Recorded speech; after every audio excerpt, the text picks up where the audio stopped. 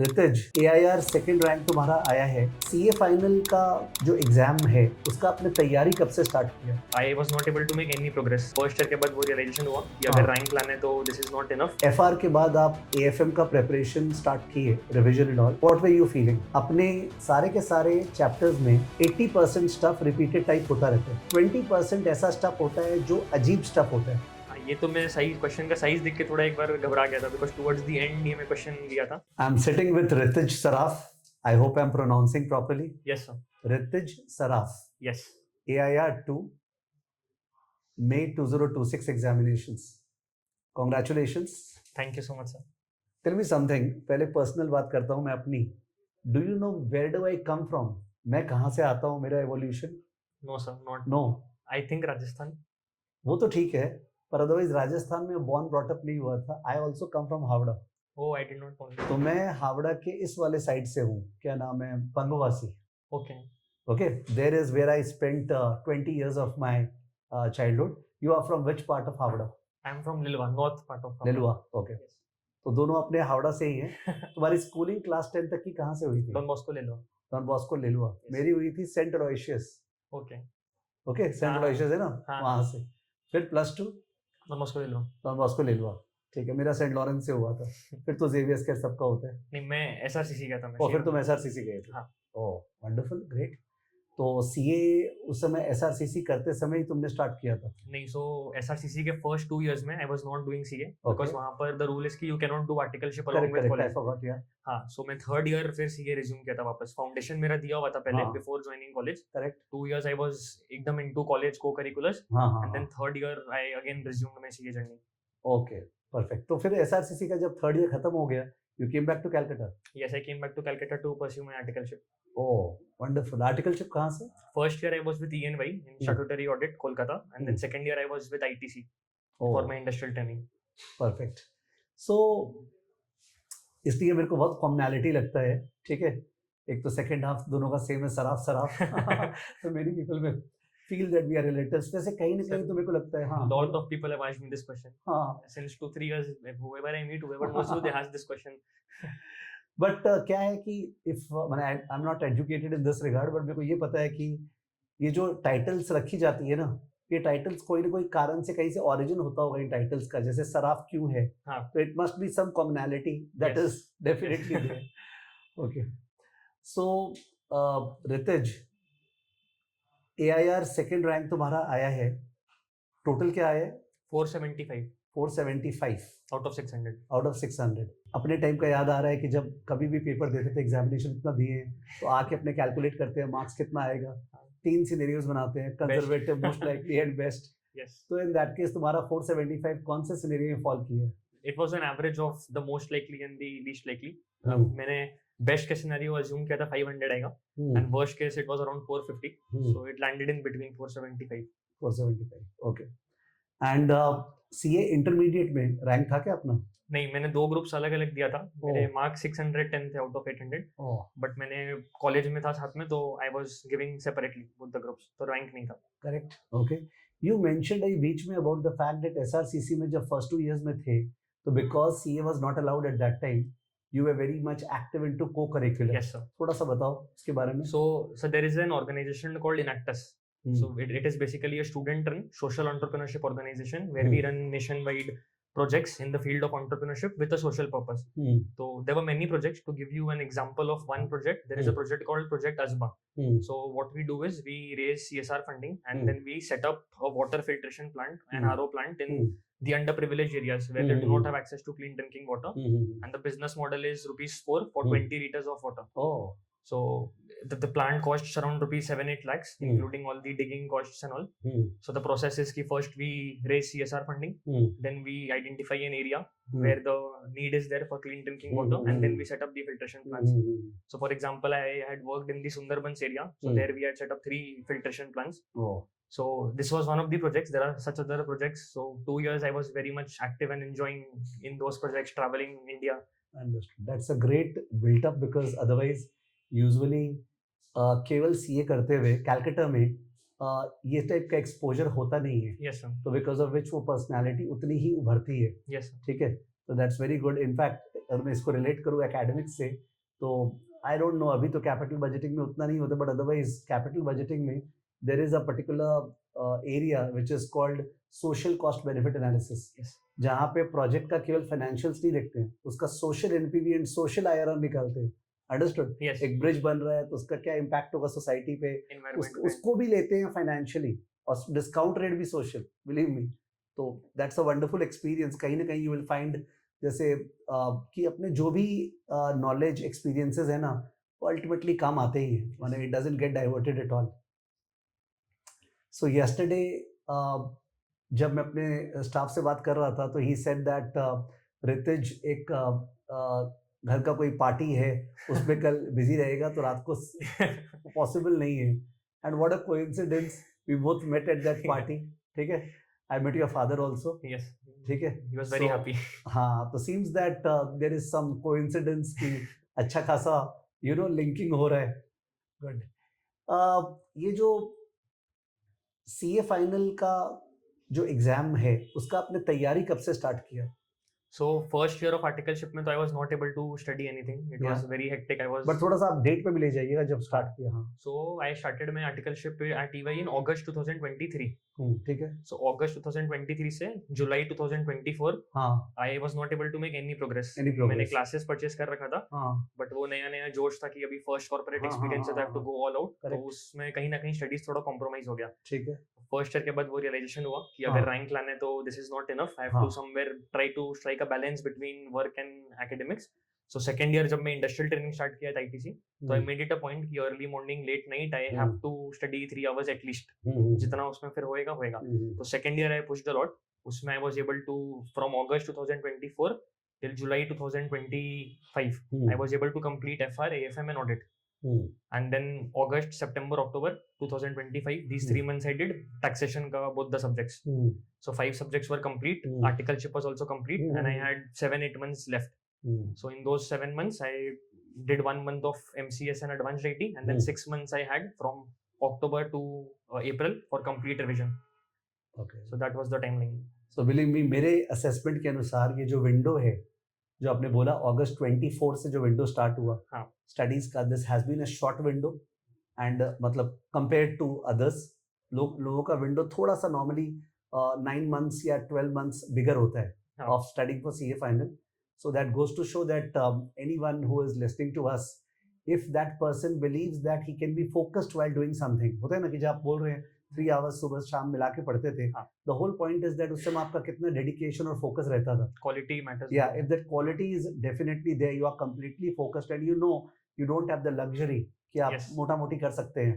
ठीक है, तो इन दैट केस एक अलग ही तरीके से स्पीड से वो चलता है. Correct.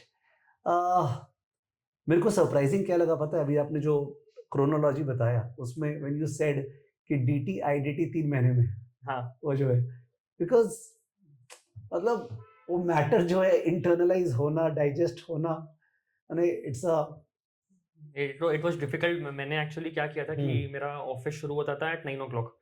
So I used to wake up in the morning 2 hours, 2.5 hours in the morning, 6 से लेके 8 में I used to do 1 lecture of DT, and then मेरा office used to get over by 8 o'clock or 9 o'clock. So rather than coming home, मैं office में ही I had taken permission and मैं office में ही और 2 घंटे एक्सटेंड करके अपना class करके आता था, बिकॉज घर आने के बाद there is lot of laziness and dinner करने के बाद फिर मेरे से पढ़ाई नहीं हो पाता है, आई गेट स्लीपी. सो मैं फिर अपना आईडीटी करके फिर घर आता था. तो उस प्रोसेस में वो DT since though starting and end of the day में था, so I was able to process it even though the syllabus was vast. तो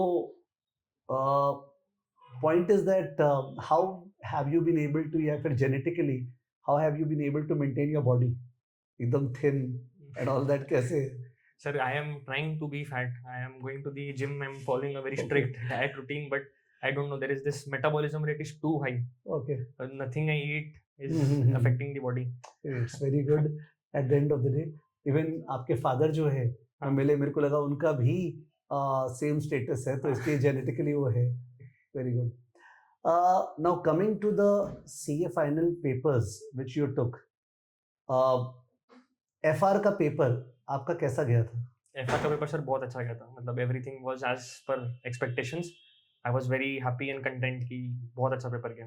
एंड आपको फील हो रहा था इस पे अच्छा स्कोर हो जाएगा? Yes. And how much you scored? 89. 89 FR में, ठीक है। You are satisfied? Yes, I'm satisfied. ठीक है। उसके बाद जब एफआर के बाद आप एएफएम का प्रिपरेशन स्टार्ट किए, रिवीजन एंड ऑल, तो what were you feeling? I was feeling very confident. I was feeling very happy कि first Hmm. paper अच्छा गया है. Hmm. Second paper is something which I felt is my strong zone. Hmm. I was, to be very honest, excited for that paper.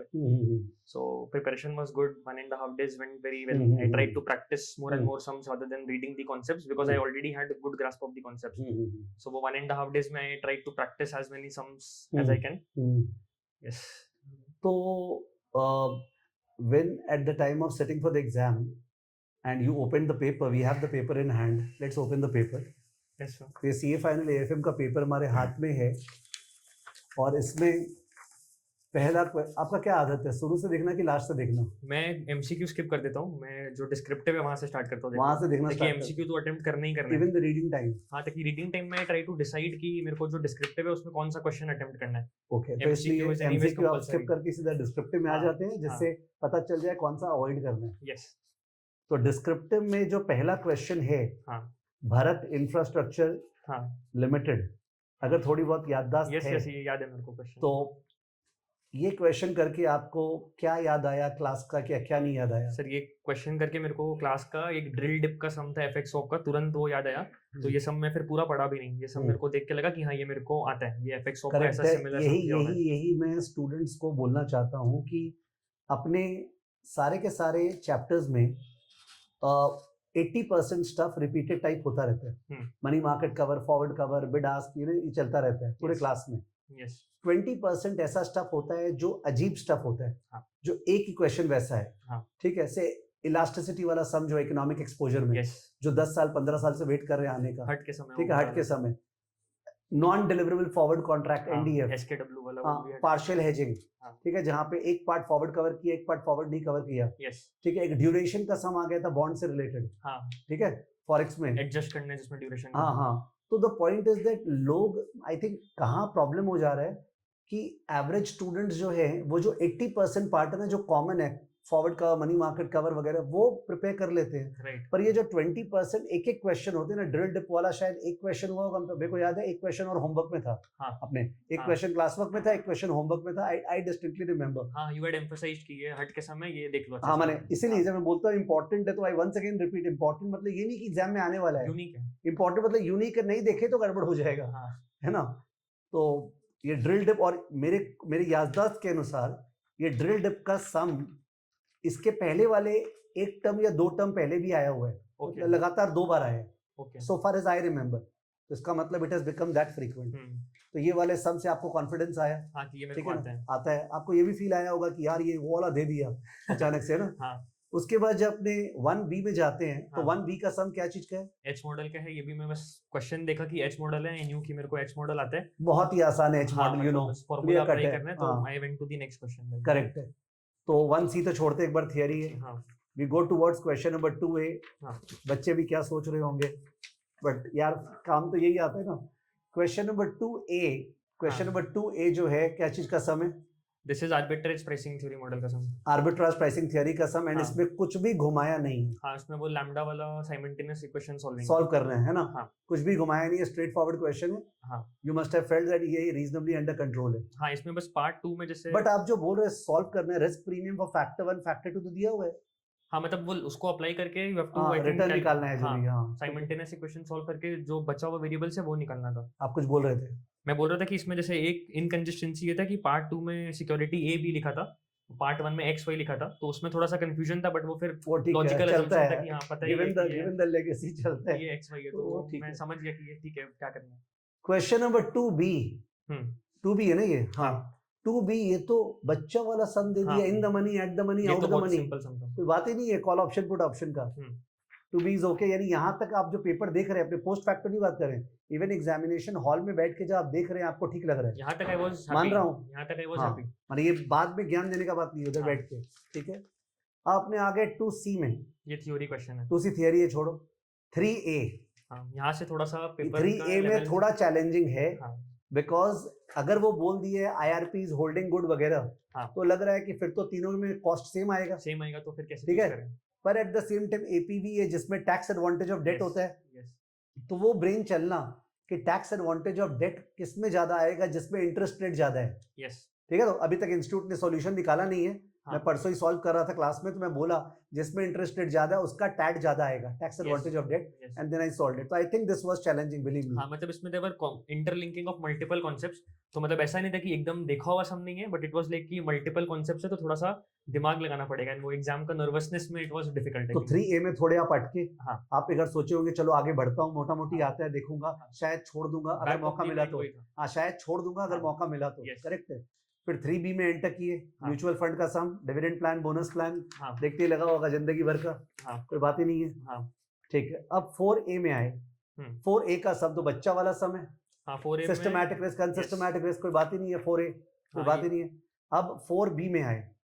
4B में क्या है मेरे को भी ध्यान नहीं है, NAV दिया हुआ है, प्रीमियम डिस्काउंट दिया हुआ है, प्राइस निकल जाएगा। हाँ, इसमें ये जियोमेट्रिक ग्रोथ रेट देख के एक बार कंफ्यूजन हो गया कि जियोमेट्रिक ग्रोथ रेट क्या था। सीए फाउंडेशन में पढ़ा हुआ है, बहुत ही बेसिक्स है, स्कूल बेसिक्स है, हाँ, बट वो एग्जाम हॉल में बहुत दिमाग में जोर लगाने के बाद याद आया कि सीएजीआर होता है, CAGR होता है। सीएजीआर ही हाँ निकाला हाँ, अब मेरे को मैं बता दे रहा हूँ, जो लिसनर्स सुन रहे हैं, मैंने। मेरे को बहुत स्ट्रॉन्ग से फील आ रहा है कि आने वाले पीरियड में अचानक से एक क्वेश्चन आएगा on MWROR and TWROR। Okay, ये दोनों वर्ड्स अपने क्लास में यूज नहीं किए हुए, I have not taught you.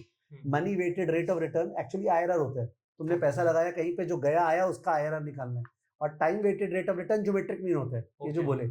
और पूरे के पूरे म्यूचुअल फंड इंडस्ट्री में यही दोनों चल रहा है सुबह से रात तक, ठीक है। तो एंड बिकॉज IRR है और ज्योमेट्रिक मीन है, तो सीए इंस्टीट्यूट को रहेगा हाँ ठीक है ये तो आता ही होगा, हाँ, समझ गए। तो मैं अभी जब एक्स्ट्रा क्वेश्चंस थोड़े ले रहा हूँ ना, बिकॉज बच्चे डरे हुए हैं, तो I am putting in such questions over there which are like common sensical but which can come out of the way. Yes, तो यहाँ तक आपने लगा कि यार अभी कंट्रोल में चल रहा है। इलियट वेव थियरी आया है, इलियट वेव थियरी आता था क्या थियरी में आपको? हाँ, ये कैसे आता था? थ्योरी किया हुआ था ये वाला मेरा, मतलब इसका प्रैक्टिकल पार्ट मेरे को पता था। हाँ, तो मेरे को था कि थ्योरी में मैं अपने वर्ड्स में बना के कुछ लिख दूंगा, मतलब मे बी माने वो वेव 1 वेव 2 वेव 3 ABC सब आता था मैं ड्राइंग वगैरह भी बना के था कुछ कुछ की। हाँ हाँ, वो कुछ- तो मार्क्स देगा ही, श्योर, हाँ। कोई डाउट ही नहीं है। नेक्स्ट क्वेश्चन जो है कॉलर का है, फ्लोटिंग रेट लोन कॉलर किया हुआ है। हाँ, ये वाला पर ऑप्शन में था तो मैंने ये प्रैक्टिकल वाला पार्ट छोड़ दिया था, इसका थ्योरी अटेम्प्ट कर दिया था। ओके, ओ हाँ, इसका थ्योरी कर दिया, हाँ। इलियट वेव थियरी, करेक्ट है, समय बचेगा। हाँ। करेक्ट है। Question number 5A। हाँ, ये तो मैं साइज, क्वेश्चन का साइज देख के थोड़ा एक बार घबरा गया था, बिकॉज टुवर्ड्स द एंड ये मैं क्वेश्चन लिया था। समझ गए। तो 5A में यहाँ पे आपको प्रॉब्लम लगा कि नहीं यार यहाँ पे फंस जाएंगे वगैरह वगैरह, हाँ, है ना? मतलब ये मैं और उतना 5B में तो और गड़बड़ है। हाँ। RSA RSL, ये सब मेरे को पता ही नाउ नहीं। आई विल टेल यू ये RSA RSL किस बैच में कराया बताता हूँ। आप लोग का बैच जो था 2023 का बैच था, Correct. जो मैं 2023 के बिगिनिंग में स्टार्ट किया, एंड में कंप्लीट किया। ये मेरा बैच था, लास्ट लाइव बैच। आप लोग के बैच के पहले जो बैच था, जो मैंगो लेन में लाइव पढ़ाया था कोविड के ठीक पहले 2019-20 प्रोवाइज में, वो वाले बैच में मेरा RSA RSL कराया हुआ है। You understand? हाँ। क्यों? बिकॉज स्टडी मैट में दिया हुआ है ये वर्ड RSA RSL। और हमारे MS फाइनेंस में एक पेपर हुआ करता था, MFI, management of financial institutions. You understand the gravity of the paper? उसके अंदर था कि बैंक्स लोग एसेट लायबिलिटी मैनेजमेंट करने के लिए कैसे अपना बैलेंस शीट का RSA RSL देखते हैं। तो ये मैं एडमिट कर रहा हूँ, मेरा कोई हालत में नहीं कराया हुआ था क्लास हाँ। में। तो आप तो देखते ही समझ गए होंगे भाई यहाँ नहीं जाना मैं है। ये वाला सेट छोड़ दिया हाँ, था। छाट जाना है। 5A में भी मैं कॉन्फिडेंट नहीं था, 5B तो मेरे को समझ ही नहीं आया क्या क्वेश्चन करेक्ट है। करेक्ट करेक्ट, एकदम ठीक है। तो 5 ज्यादातर दुनिया में लोग छोड़े होंगे, हाँ। ठीक है ना। क्वेश्चन नंबर 6 क्या चीज का है? मर्जर। हाँ, इसमें भी बहुत मतलब मुझे ऐसा लगा कि इन्फॉर्मेशन में बहुत इनकंसिस्टेंसीज था, मतलब I was wrong may be, but आपके पास अब कोई स्कोप नहीं था। स्कोप नहीं था, और टाइम प्रेशर में 6A मेरे से नहीं हो पाया ठीक से। 6 ठीक से नहीं हो पाया। हाँ, समझ गए। मतलब it was not a very straight forward question, it was थोड़ा सा। मेरे को पता नहीं ऐसा application। क्यों लग रहा है कि जो APV का सम था ना, क्वेश्चन नंबर 3 ये जो देखे थे, हाँ। उसमें शायद आपने टाइम बहुत ज्यादा टाइम दिया लगा है, दिया, मेरे को लग रहा है। मैंने बहुत हाँ। टाइम उसमें ऐसे कर दे वैसे कर दे। मैं मन में 2-3 ऑल्टरनेटिव सोचा, हाँ। करते करते फिर मेरे को स्ट्राइक किया कि यार इसमें टैक्स रेट को भी इनकॉर्पोरेट करने तभी डिफरेंट आएगा, वरना मैं पहले लिख रहा था कि वही तीनों वही same वही है, मेरे को तो- फील हो रहा है छोटा सा सम, हाँ। और वहाँ समय लग गया होगा सोचने हाँ। में सारा। तो उसमें मेरा टाइम काफी वेस्ट हो गया था, तो ये वाले समय में उतना अपना माथा लगा ही नहीं पाया। 6B ब्लैक शोल से hedge ratio. 6B was easy. 6B ND1 तो हेज रेशियो तो ND1 होता है। फार्मूला था पूरा, हाँ। ND1 and ND2। ND2 वही तो बोल रहा हूँ। ये तो क्लियर कट क्लास में वैसे ही हाँ, समझाते थे यस कि ND1 नंबर ऑफ शेयर्स और ND2 probability of the call being exercise. Yes yes correct है। मेरा क्लास में एक बार ये ND1 एंड ND2 का मतलब मेरे को बैक ऑफ द माइंड याद था, हाँ सो इसलिए मेरे को एग्जाम में वो स्ट्राइक कर गया स्ट्राइक कर कि गया। हाँ ये ND1 ND2 ही है. करेक्ट है। So how much have you scored in AFM? So I've scored 68 in AFM. And 68 that you have scored in AFM, are you satisfied or dissatisfied? I am not satisfied at all because I think looking back, it is very easy to say retrospectively because exam pressure is very different. So I'm not being harsh upon myself. I'm very grateful कि 68 आ गया इतना tough paper में. But looking back, I think there was more marks at offer which I failed to grab because I was able to attempt only 80 marks. So in the exam reading time, I was able to find कि this is a very tough paper. So is it that कहीं न कहीं आपने पहले सोचा हुआ है कि अगर पेपर ऐसा हो तो एक्यूरेसी मैटर करता है, चाहे 20 नंबर का छोड़ दे, मतलब होता है ना, एक तो फिलॉसफी इतने एग्जाम दिए। हाँ, that was the wrong philosophy जो मेरे हेड में था. I tried to be perfectionist कि मैं जो क्वेश्चन कर रहा हूँ वो इतना अच्छे से करूँ कि उसमें हाफ मार्क्स कटने का भी स्कोप नहीं रहे. So उसमें I was trying multiple alternatives continuously without seeing the clock कि ठीक है 80 मार्क्स ही अटेम्प्ट करेंगे बट उसमें पूरा स्कोर करेंगे. But I think that backfired because probably I should have attempted 100 marks. I would have scored better. Because it seems that अगर जो लोग अटेम्प्ट किए हैं क्वेश्चंस को और वो लोग इंटेंट से अटेम्प्ट किए हैं उनको मार्क्स थोड़ा सा फ्लो में मिला है, पर जो अटेम्प्ट ही नहीं किया उसको कैसे मिलेगा? उसमें तो कुछ नहीं मिल ही नहीं सकता उसको. तो वहीं आप अगर अटेम्प्ट कर लिए होते मोटा मोटी तो उन सब में मिलते मिलते आपका 10-15 नंबर उठ जाता. Yes, I think that is something I regret. And also to give some context, मेरा जब सारा पेपर्स खत्म हो गया था मेरे को बहुत ज्यादा क्यूरियोसिटी था with respect to AFM because it is a subject which I have studied with lot of love and passion. I am very interested in this subject. तो मैं वापस पेपर सॉल्व किया पूरा घर में एकदम आराम से बैठ के 7-8-10 आवर्स लेके कि मेरे को एक बार देखने की whether I am able to solve. होता है ऐसा. हाँ, तो मैं जब उस टाइम सॉल्व किया तो मेरे को बहुत कुछ और ऐसा स्ट्राइक किया कि अरे ये तो सिंपल था, ये तो लॉजिकल था, ये क्यों नहीं स्ट्राइक किया हॉल में. तो वही है वो, मतलब एग्जाम का वो 3 आवर्स का प्रेशर में since we are not used to solving different types of questions, एक मन में वो गंदा आदत रहता है कि हाँ ये क्वेश्चन है ऐसा ही आ जाए. सो वो डिस्कम्फर्ट से डील करने का सिंस आदत नहीं था. That's why I think I face difficulty in the exams, वरना पेपर वाज लॉजिकल. अच्छे लोगों के साथ हुआ बिलीव मी. हाँ, ठीक, किसी के साथ भी. ऑल्दो मैं जा रहा नहीं हूँ इसमें अभी, बट इसमें जो एक्सटेंशन कैंसिलेशन वाला सम था ना एक तो मल्टीपल चॉइस में फॉरेक्स वाला, हाँ, उसमें वो सम कंसेप्चुअली रॉन्ग है बिकॉज उस सम में ये लोग अर्ली डिलीवरी का बात कर रहे हैं कि अपने को 1 अप्रैल में माल चाहिए, अपने 1 मार्च में पे करेंगे, पर ये पढ़ाया हुआ था क्लास में कि अर्ली डिलीवरी में फॉरवर्ड कॉन्ट्रैक्ट कैंसिल नहीं होता है, वो एग्जीक्यूट होता है ओल्ड रेट पे और उसके लिए स्वैप एंटर करते हैं. पर ऐसा कुछ नहीं उस सब में. वो बोल रहा है उसको कैंसिल कर दो, नया एंटर कर लो. हाँ, ये कॉन्सेप्चुअली रॉन्ग था बट देख के समझ में आ रहा था क्या करना है. करने वाले हैं, ताकि ऑप्शंस वैसा था. वही सेम चीज विद सॉवरेन गोल्ड बॉन्ड. क्या आप बोल सकते क्या आ गया, but at the same time आप पढ़ेंगे तो हो जाएगा सब. वो वर्ड आउट ऑफ नोवेयर था बट उसके अंदर जो लिखा था वो सारी इंफॉर्मेशन था जो सम करने के लिए चाहिए. बढ़िया. चलो एक एक्सपीरियंस रहता है कि क्या होता है, ये सब एक्सपीरियंस मैंने देखा है जो लोग सीए के स्टूडेंट्स हैं उनका लास्ट तक रहता है. One even after 20 years you will remember कि यार सीए फाइनल में ऐसा पेपर हम लोग के टाइम पे आया. मेरे को तो सर याद रहेगा. करेक्ट. घर पे कौन कौन है? मम्मी पापा आप और मेरी छोटी बहन है, sister. She is in which class? She is also pursuing CA. She is in second year of her articleship. Second year of her articleship. CA inter हो गया, second year articleship. Okay, ठीक है. And grandmother. And grandmother. Yes. Okay, बहुत बढ़िया. And वैसे any sports and all that you do? Yes, I am a sports freak. I love watching sports. I love playing sports. Be it cricket, football, pickleball. So I play a lot. Okay. Even during my exam preparations, I made it a point that every 3 days में एक बार friends के साथ जाना ही है बाहर खेलने. Okay. To be mentally sane. तो class 12 तक जो DBL के फ्रेंड्स थे, हाँ, डॉन बॉस्को लिलवा के, तो उसके बाद तो आप बाहर चले गए. हाँ, तो वापस से जब आए तो once again that friend circle मोटा मोटी. हाँ, it started from where we left. है ना.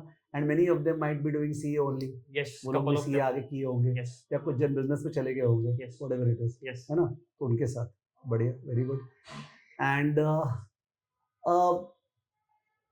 ऑब्वियसली 2 ही 3 दिन हुआ है और मैं जो स्टेटमेंट बोलने जा रहा हूँ वो नहीं बोलना चाहिए, फिर भी बोल रहा हूँ कि when you look back at the history of results coming out and rank holders being produced and then there is a initial period of 2, 3, 4 days 5 days जहाँ पे there is a lot of hype. ठीक है, आपको हर जगह से बधाई आती है.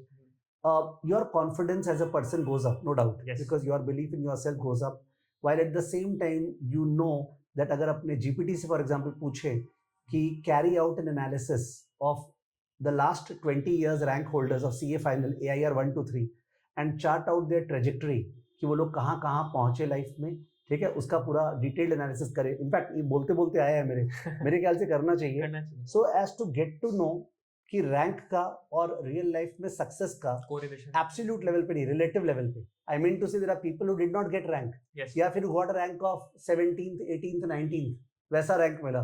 तो क्या कोरिलेशन है क्या नहीं है. व्हाई से so is that I find that काफी बार कोरिलेशन स्ट्रांग नहीं है in terms of real life achievement. ठीक है, तो मेरे को आपके पर्सनालिटी में खासकर वो जो SRCC वाला एंगल है वो बहुत अच्छा लगता है, because then you are not glued to only what the curriculum has taught.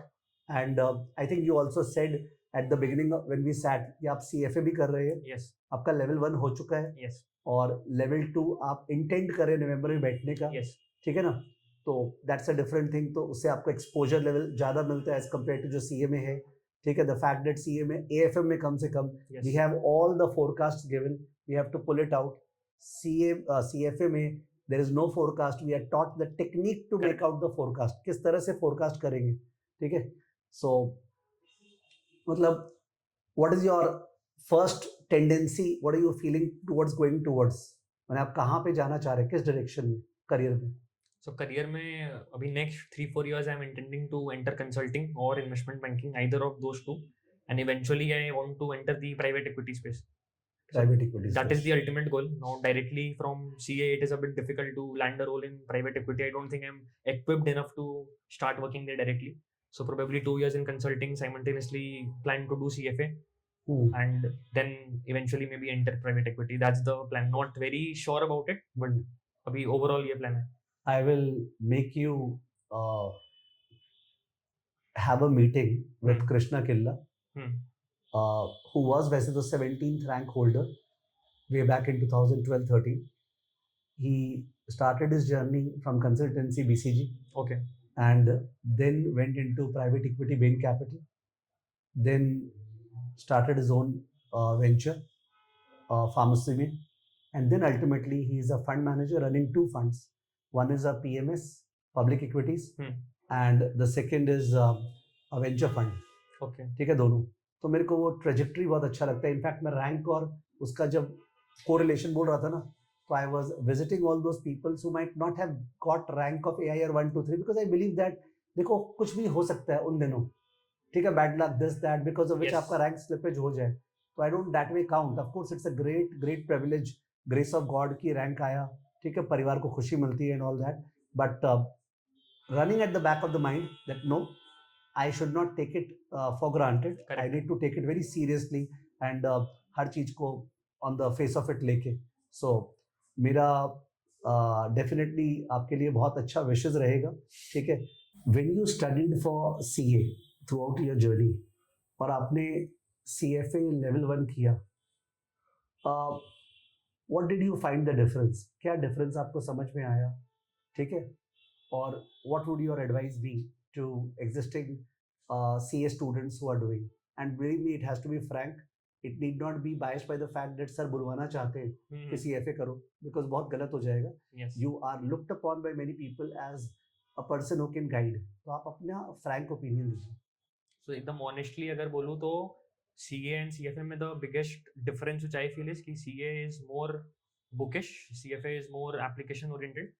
So for someone who genuinely enjoys finance, मतलब अगर किसी को AFM सब्जेक्ट थोड़ा सा भी पसंद है तो डेफिनेटली एक बार CFA का सिलेबस पढ़ के देखना चाहिए एक बार. लाइक मेरे को AFM बहुत ज़्यादा पसंद था, so that is what drew me कि CFA एक बार ट्राई करना है. अगर अच्छा नहीं लगा तो ठीक है, लेवल 1 करके छोड़ देंगे.